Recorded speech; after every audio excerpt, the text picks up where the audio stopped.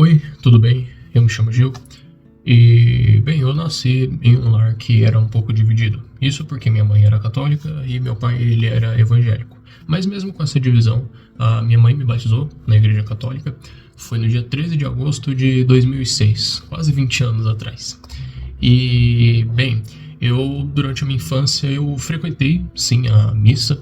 Eu ia todo domingo, por mais que eu não entendesse, obviamente, eu era uma criança, eu pedi muito o intelecto de uma criança para entender o mistério da missa. Eu frequentava e cheguei a fazer um ano de catequese. Infelizmente eu não concluí e muito menos fiz o crisma, a primeira comunhão e nem nada do tipo. O que acontece é que no final de 2014, infelizmente, minha mãe, que foi diagnosticada com leucemia, veio a falecer. E aí eu fiquei com meu pai.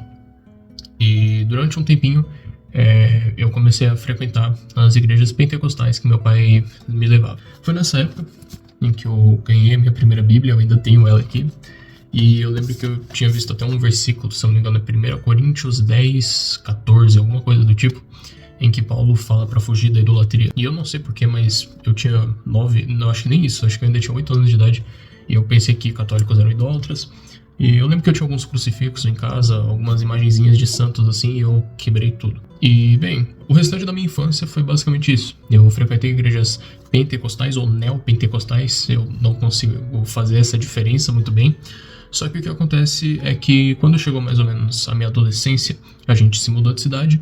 E com o passar do tempo, tanto eu quanto meu pai e já a minha nova família, a gente estava se desinteressando pela igreja. A gente tentou algumas coisas ali em 2018, só que nada funcionou e a gente virou um bando de desigrejados. Eu, que estava saindo da infância e começando a adolescência, como eu estava desinteressado, começou a surgir em mim um certo agnosticismo, uma certa dúvida da existência de Deus, ou pelo menos a negação do Deus bíblico. E o que acontece é que já com meus 14 anos, eu já estava considerando realmente a ideia de que Deus poderia não existir. E foi assim durante a pandemia, meus 14, 15 anos, até que mais ou menos na segunda metade de 2022, um canal que eu acompanhava na época, um canal de filosofia e autoajuda, chamado Epifania Experiência, postou um vídeo chamado Todo Mundo é Ateu, em que ele passa, acho que uns 50 minutos com inúmeras supostas falácias do cristianismo, ou pelo menos do que ele pensa ser o cristianismo. E eu assisti o vídeo inteiro. E se em mim existia alguma esperança de que Deus existia, agora não tinha mais nenhuma. Eu tava começando a me considerar ateu. Eu inclusive pensava que Deus era tipo meio que um conforto mental pra mente. Eu tinha até um termo chamado eudecentrismo, quando a pessoa basicamente começava a acreditar em algo como Deus na mente dela, e quando a coisa acontecia ela atribuía a esse Deus. Eu passei por essa fase e esse meu ateísmo foi até o final de 2022. A partir daqui as coisas vão mudar um pouquinho. Eu dei um resumo muito enxuto de tudo que me aconteceu, só que a partir daqui as coisas ficam um pouco melhores. Novembro de 2022 e dia 3 de novembro de 2022, o que me aconteceu foi que eu tava passando por uma situação um pouco chata, uma situação que tava me desgastando muito mentalmente na época.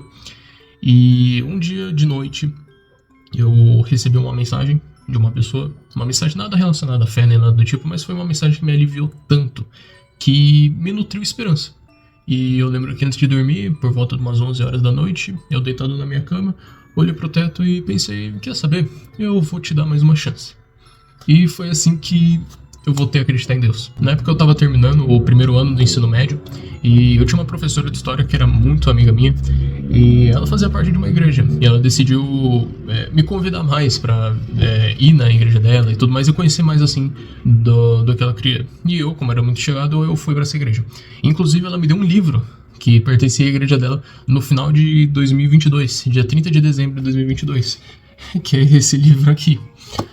Eu li ele inteiro em janeiro e fevereiro. Eu lembro que eu fiquei 50 dias lendo. Foi uma margem assim de um dia a mais ou um dia a menos, 49 a 51, mas foi por volta de 50 dias. Mas eu ainda não tinha muito interesse realmente de me juntar a uma igreja nem nada do tipo. Eu creio em Deus, mas eu ainda tinha muitos problemas com o que eu cria. Eu só voltei a ser um teísta, saí do ateísmo e virei um teísta. Só que no começo de fevereiro eu descobri esses livros aqui do Augusto Curry, que é meio que uma análise psicossociológica de Jesus. E, assim, não era o melhor livro, não é o melhor livro para falar de Jesus, mas Eu fiquei muito interessado nesses livros, eu amava. O primeiro livro, por mais que ele seja todo extenso, eu li ele em 3 dias, de tanto que eu tava empolgado em saber mais e mais sobre Jesus. Eu tava amando essa experiência de conhecer mais de Jesus, e aí eu decidi entrar pra igreja, a SUD, a Igreja de Jesus Cristo dos Santos dos Últimos Dias. Isso daí foi por volta de março de 2023, e assim eu fiz. Com o passar dos meses, eu fui passando pelo seminário, que é uma espécie de catequese ou EBD, não sei a linguagem que você preferir, mas é meio que um ensino doutrinário da SUD, da Igreja de Jesus Cristo dos Santos dos Últimos Dias. Eu não falo esse nome porque é muito grande, mas enfim. Além dele também, as missionárias, que na época estavam lá e tudo mais, elas começaram a me ensinar bastante coisa sobre a igreja e tal, assim, até que depois de uns 10 dias desse ensino das missionárias, elas me perguntaram se eu queria me batizar. E aí, em abril de 2023, eu tomei essa decisão. O que acontece é que, mais ou menos também 50 dias depois do meu batismo, por aí, uma margem de dias assim mais ou menos, eu acabei vendo um documentário no YouTube mesmo, que era esse documentário aqui, que apresentava supostas contradições entre o livro de Mórmon e a Bíblia. Algumas coisas relacionadas com o que a Bíblia fala sobre, por exemplo, profetas e eventos históricos, e o que o livro de Mórmon também falava sobre profetas e acontecimentos históricos. Então, eu que já estava muito bem estabilizado ali na SUD, eu decidi tomar uma decisão.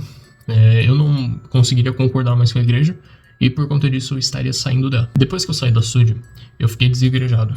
Esse período entre maio e junho de 2023 até o final daquele ano é um período que eu falo que eu fiquei meio nômade, porque eu não consegui encontrar nenhuma igreja em que eu ficasse e me estabilizasse, ou que eu criasse vínculos, ou coisa do tipo.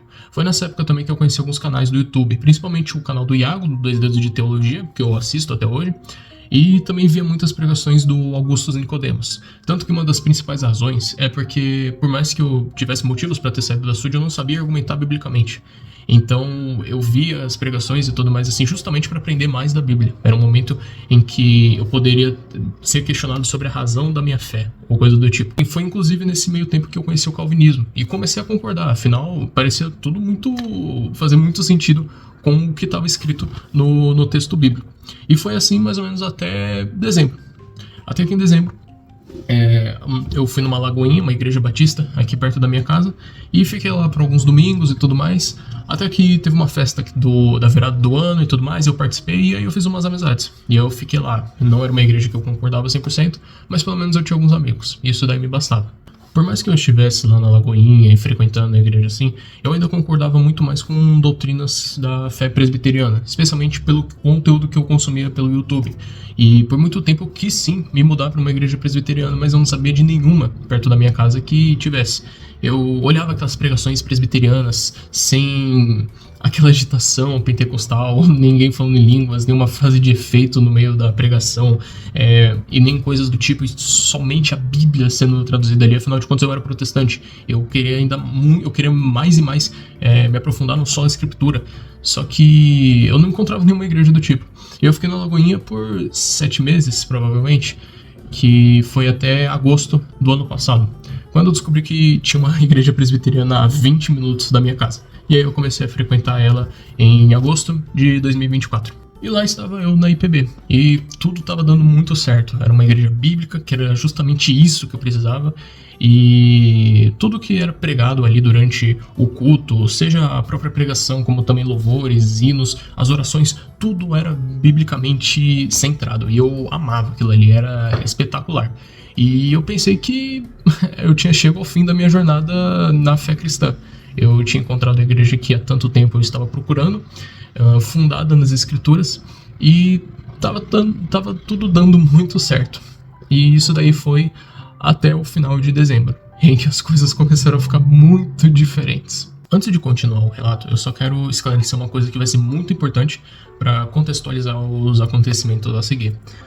Na época eu usava bastante o Instagram, e eu tava muito engajado em comunidades que eram basicamente páginas de memes cristãos, só que eram memes mais teológicos, então era bem comum você ver pessoas de fés diferentes. Não eram somente protestantes reformados, mas às vezes protestantes luteranos, às vezes assembleianos, às vezes católicos até mesmo, ortodoxos também tinham pessoas de diversas fés. E isso daí gerava um ambiente mais aberto ao ecumenismo. A gente se entendia muito bem. E no final do ano, duas coisas aconteceram que foram propulsoras para os acontecimentos a seguir. Uma delas, que eu geralmente atribuo mais à causa, é que eu descobri que tanto Lutero quanto Calvino, os pais da Reforma, eles criam na perpétua virgindade de Maria, de que Jesus foi o único filho de Maria. E eu fiquei muito surpreso com isso. Tipo, poxa, eles atacaram tanto a Igreja Católica, mas esse ponto eles defendiam, deve ter algum fundo de verdade. Eu vejo isso acontecendo também no pedobatismo, batismo de crianças. A Igreja Presbiteriana do Brasil também batiza crianças. E eu não concordava, eu pensava que era preciso ter a fé para se batizar e tudo mais assim. Só que uma das coisas que reforçava para mim esse fato de que o pedobatismo poderia estar certo é de que tanto católicos quanto protestantes, no caso presbiterianos, eles concordavam com isso. Então eu também vi um fundo de verdade ali.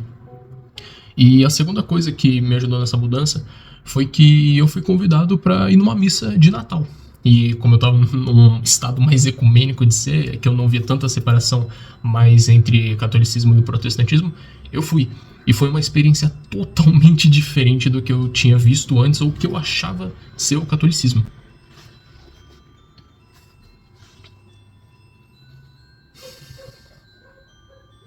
Durante a missa, algumas coisas me chamaram a atenção, como por exemplo, quando a Bíblia ela foi levada até o altar. Eu lembro que tem um costume aí dos evangélicos falarem isso daí, e eu também via um pouco isso, de que os católicos não leem a Bíblia. Eu pensava que, por exemplo, a fala de padres, ou sei lá, rezar o terço, ou qualquer mera tradição tinha muito mais poder dentro do catolicismo do que a própria Bíblia. Mas quando eu vi aquela biblona sendo levada lá de trás até aqui na frente, e o padre, eu acho que beijando a Bíblia antes de lê-la assim, cara, eu fiquei chocado. Não era uma coisa que eu imaginava que aconteceria. E uma outra coisa também é que, igual eu estava falando, eu crio na presença real de Cristo. E quando nas igrejas evangélicas e protestantes que eu participava, os elementos do pão e do vinho, que é suco de uva nos melhores casos, eram consagrados, eu cria sim que Cristo estava ali presente. Só que não havia nenhuma reverência. Agora, quando aquela hóstia ela foi levantada e todo mundo ao meu redor se ajoelhou, eu também me ajoelhei, obviamente, mas eu fiquei chocado. Cara, se Cristo estivesse realmente ali presente, eu não prestaria, pelo menos, a reverência de me ajoelhar diante dele. Eu fiquei muito surpreso com isso.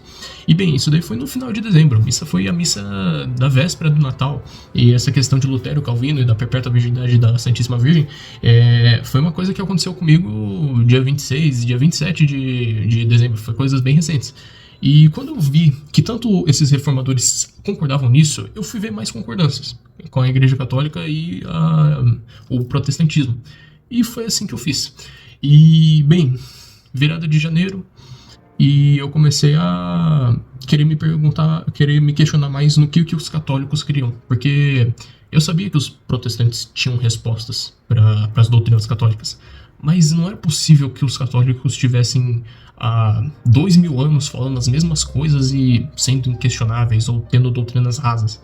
E foi nessa época que eu comecei a consumir conteúdo de apologia católica no YouTube, principalmente do diácono João Vitor Mariano, e também de um ortodoxo, mas que me ajudou bastante a entender algumas coisas, que é o André Luiz. Até que no dia 18 de janeiro do presente ano da Era Comum, eu decidi pegar um dia, uma noite, em que eu peguei alguns versículos, eu peguei esse Novo Testamento que eu tenho em 3 línguas, peguei os versículos, anotei eles aqui no final da Bíblia, tá vendo? Versículos sobre sucessão apostólica, sobre confissão de pecados, sobre as portas do inferno não prevalecerem, de minha carne a verdadeira comida, de fé sem obras, da igreja ser coluna dos vivos, sustentáculo da verdade. Eu peguei e escrevi aqui do lado 1 Timóteo capítulo 1, versículo 13, que Paulo fala sobre agir em ignorância. Eu sabia que não ia ter volta pra mim. Uma hora ou outra, eu ia virar católico. Assim, não que eu quisesse virar católico, eu ainda continuava a ouvir esses canais de apologia, só que eu não concordava com meia parte do que eles estavam falando. E eu não queria mesmo virar católico, eu tinha até aversão a esse termo ser relacionado comigo, sabe? Mas começou a ter em mim um sentimento, eu falo que é um sentimento de humildade, de, sabe, tipo, tá, eu não concordo com isso, mas e se? E se for real? Eu tava começando a dar chance pro catolicismo, entendeu? Isso tava acontecendo comigo. Até que nesse dia eu pensei, não tem mais volta, uma hora ou outra eu ia acabar virando sim católico e agora ser apostólico romano ortodoxo. Isso daí eu vou falar um pouquinho mais na frente do vídeo. Pois bem, nessa época que eu tava mais aberto, eu comecei também a rezar o terço. E assim, eu tinha muita dificuldade de rezar um Ave Maria, porque eu ainda tinha problemas com a intercessão dos santos. Se bem que de vez em quando eu dava uma chance, eu pedi alguma intercessão no final das minhas orações. Eu lembro que teve um dia, ainda em janeiro mesmo, que eu disse algo tipo, no final da oração, Santa Maria, rogai por mim, e Santos Apóstolos, rogai por mim. Foi alguma coisa do tipo que eu falei. Eu não conhecia muitos santos, perdão. Eu realmente, as únicas pessoas que eu sabia que estavam no céu são esses daí. E bem, eu comecei também a rezar o terço, só que não o rosário em si. Eu tinha um amigo católico que me ajudou muito a entender algumas doutrinas, porque o cara conseguia responder elas. E ele falou ele me deu um terço pra eu rezar, que é o terço da Divina Misericórdia, que foi o primeiro terço que eu aprendi. Eu até comprei esse terço aqui, ó, na época, isso daí é fevereiro, mais ou menos. E eu comecei a rezar. Eu lembro que um dia eu fui em São Paulo, capital, e eu fui numa igrejona que tem lá na Penha, no bairro da Penha, a Basílica de Nossa Senhora da Penha. E eu cheguei lá, eu visitei a igreja, ela é gigantesca, enorme, gigantesca, massiva. E quando eu cheguei na frente do sacrário, eu me ajoelhei, peguei o terço que eu tinha acabado de comprar e abri o PDF do Divina Misericórdia e rezei ali meu primeiro terço sozinho. E foi assim, durante janeiro, fevereiro, até que chegou março. Março eu já estava convicto, mas eu ainda não tinha contado para muitas pessoas. Eu já me considerava católico, mas igual eu disse, eu tinha aversão até mesmo a esse termo ser relacionado comigo. Tanto que teve uma época que eu, de uma certa forma, até cômica mesmo assim, preferia ser chamado de papista e romanoide do que católico, porque por conta disso daí. Mas eu já estava convicto, o que importa é isso daí. Eu sabia que não ia ter volta assim mesmo. E eu fui tentar... eu conversei com a minha madrasta sobre isso e ela achou ok. E aí eu fui conversar com meu pai e ele não achou ok. Não foi uma conversa muito boa, não quero entrar em detalhes, mas eu tenho de falar que na pressão eu dei um passo para trás. Eu já estava com a bagagem pronta para sair do protestantismo, mas eu tive que voltar atrás. E foi assim durante muitos meses. De março até mais ou menos agosto, as coisas iam caminhando lentamente. De vez em nunca, geralmente uma vez ao mês, eu ia na missa. Eu ainda tinha de manter uma imagem de protestante e continuava aí na IPB. Eu nunca deixei de ir na IPB. Mas de vez em quando eu ia na missa e olhava a Eucaristia sendo oferecida e tudo mais e tal. Eu tinha um problema com o ex-cátedra. Eu tinha um problema com o papado. Porque assim, eu entendia que o Papa era um líder da igreja, eu conseguia ver essa liderança até no Antigo Testamento, isso daí é um assunto para outro vídeo. Mas quando eu cheguei no ex-cátedra, eu entendi as condições do ex-cátedra de ser uma doutrina de forma universal, de moral e fé e tudo mais. Só que não me entrava na cabeça. E eu pensei, tá, será que eu vou acabar virando ortodoxo? Porque eu fiz a quaresma, eu participei da quarta-feira de cinzas e da sexta-feira santa, dos jejuns. Eu tive uma penitência de 40 dias sem usar o Instagram.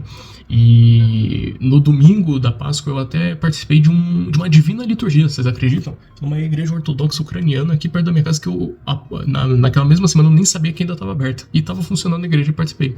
Eu acho que em ucraniano, em grego, Cristo ressuscitou, Christos Anesti, alguma coisa assim, eu achei muito legal. E aí levantou-se-me a questão, será que eu ia virar ortodoxo por não concordar totalmente com o papado ou continuar a ser católico? E aí eu pensei e eu cheguei a uma conclusão. É mais fácil ser um católico com problema com o papado o restante da minha vida do que virar ortodoxo. E assim eu continuar na fé católica. E com o passar do tempo eu fui concordando com aquele último parágrafo do Pastor Eternus. Eu acho que é esse, né? O Pastor Eternus.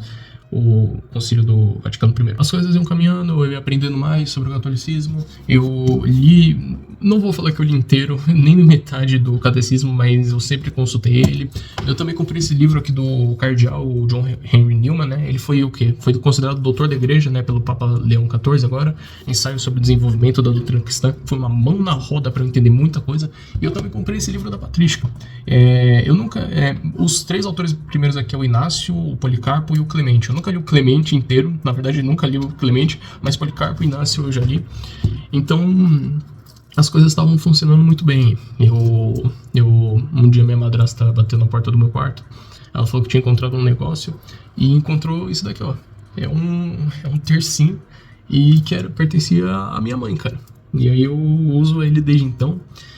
Teve um sábado, não muito tempo atrás, que eu e meu amigo, a gente foi dirigir e fomos até a cidade que eu morava quando era criança, onde eu ia com a minha mãe na igreja. E eu visitei depois de 10 anos na igreja em que eu ia com a minha mãe. Rezei os mistérios gozosos do nascimento de Jesus, né? E pensando em Cristo e sua mãe, eu pude lembrar da minha mãe e eu também. O Senhor é livre dos sufrágios do purgatório e leve a salva para o seu reino celestial. Mas enfim, eu tenho uma tia que ela é católica e eu queria conversar com ela. Eu lembro que tem uma paróquia aqui perto da minha casa, que eu fui no começo do ano visitar, no meio da semana, assim, tipo, não tinha nada acontecendo lá, mas eu tava aberto, eu fui lá pra ver como é que ela era e tudo mais, assim. E nesse mesmo domingo, no domingo daquela semana, eu fui na casa da minha tia e ela me mostrou fotos do meu batismo, que é essa foto aqui que eu mostrei no começo do vídeo. E eu perguntei, caramba, de onde que é essa igreja? E ela falou, é da São Francisco, aquela lá perto da sua casa, que foi a mesma que eu tinha ido. E eu passei pela frente da minha pia batismal, cara, vocês acreditam? E o que acontece é que, depois de conversar com alguns amigos, eu tive amigos que me ajudaram bastante. Um que eu conheci na Lagoinha e me aconselhou, me apoiou bastante, que é o Pedro. E outro que eu conheci pelo Instagram, que na época também era calvinista. E depois virou luterano, o Enzo. Eles me ajudaram, me apoiaram bastante. Até que, recentemente, aconteceu. Eu sabia que eu tinha um batismo, eu fui num sábado na igreja, me confessei. E até agora eu tô em estado de graça. Foi no sábado passado. E eu conversei com a minha tia. Ela achou muito legal essa decisão minha de virar católico depois de 10 anos. E aí só sobrava falar com meu pai. E por fim, eu fui lá, na segunda-feira passada, dia 8. Sentei, conversei. Ele não concorda com o catolicismo, mas ele me deixou virar católico. E bem, meus amigos, depois de 10 anos afastado da igreja católica, eu finalmente estou de volta. Estou unido a Cristo e a sua igreja. Vou poder comungar, eu vou poder ser crismado, eu vou poder viver uma vida de fé na comunhão da Santa Una Católica e Apostólica Igreja que Nosso Senhor fundou. E eu estou muito feliz por isso. Eu não esperava que isso ia acontecer comigo. Eu cheguei na IPB pensando que era o fim da minha jornada, que eu ia permanecer lá. E Deus fez de uma forma que ainda no final de setembro de 2024, me sentia desconfortável com imagens e ícones. Eu fosse aos poucos aprendendo. Eu que tinha tantas dificuldades com Maria, fosse aos poucos aprendendo a contemplar mais ela e venerar mais ela. Foi obra do Espírito Santo. Eu não posso negar e não consigo atribuir a mais ninguém. Ninguém me convenceu, ninguém falou nada comigo. Só foi. E, bem, é isso. Relato da minha conversão. E eu espero muito que você tenha gostado desse vídeo. Deixa um comentário aí se quiser, ou coisa do tipo. Eu agradeço a todo mundo que me assistiu até aqui. Se você pensa em se converter, seja para o cristianismo ou para o catolicismo em si, eu gosto muito de um salmo que diz que hoje, se ouvires a voz do Espírito, não rejeiteis a sua voz, como fizeram vossos pais no deserto. E é isso. Muito obrigado por ter me assistido até aqui. Eu vejo vocês em um próximo vídeo. Até lá e tchau.